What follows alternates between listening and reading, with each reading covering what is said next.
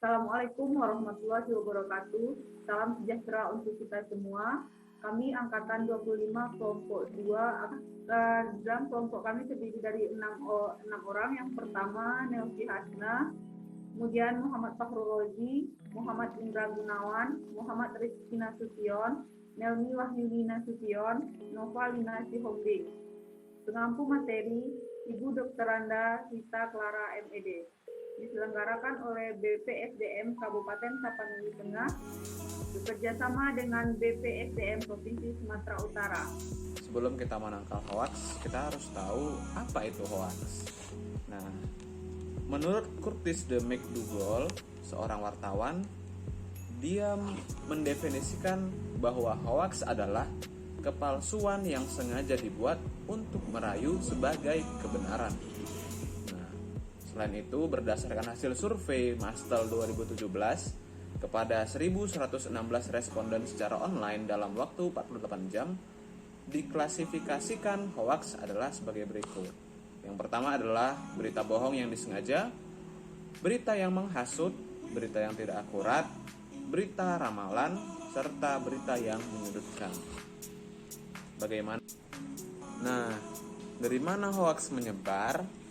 Berdasarkan survei Mastel pada tahun 2017, sebanyak 92,4% hoaks menyebar melalui media sosial, sebanyak 62,8% melalui aplikasi chat, sebanyak 34,9% melalui situs web, dan sebanyak 8,7% melalui televisi.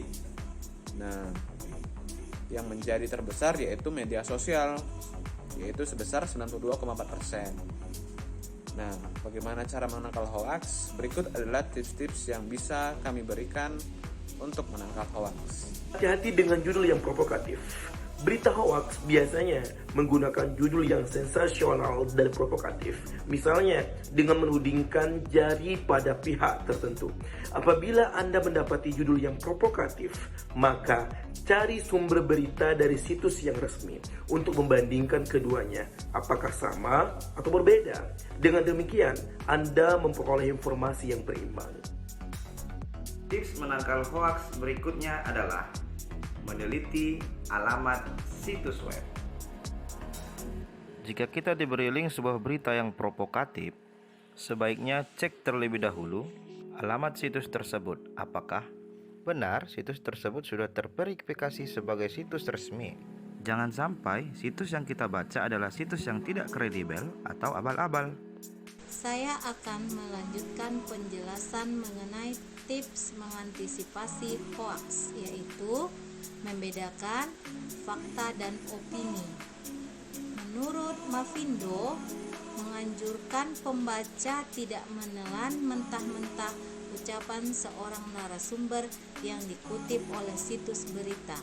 Seringkali hal itu luput dari pembaca karena pembaca terlalu cepat mengambil kesimpulan. Semakin banyak fakta yang termuat di sebuah berita, makin banyak kredibel berita itu. Jadi, pembaca harus pintar menelaah sebuah berita dan pintar mengambil kesimpulan.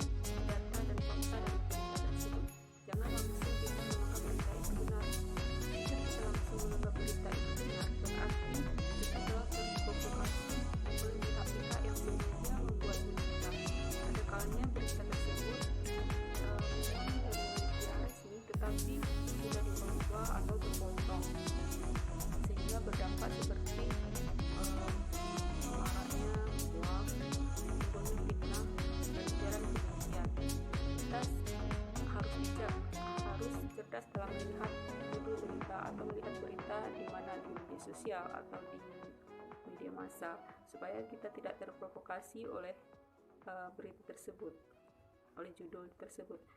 Sekarang banyak kita lihat orang-orang yang men-share berita tersebut tanpa tahu kepastiannya. Untuk mengatasi penyebaran hoax, kita harus bijak dalam melihat berita tersebut. Jangan langsung men-share berita-berita tersebut, tapi kita lihat dulu kepastian dari berita tersebut. Selanjutnya, ikut serta dalam komunitas daring. Menurut Mapindo, ada 4 komunitas yang gigih atau getol memerangi berita palsu. Nah, komunitas ini menggunakan model cross-searching, di mana komunitas tersebut berusaha untuk menyaring dan mengklarifikasi informasi yang kebenarannya masih diragukan. Terima kasih.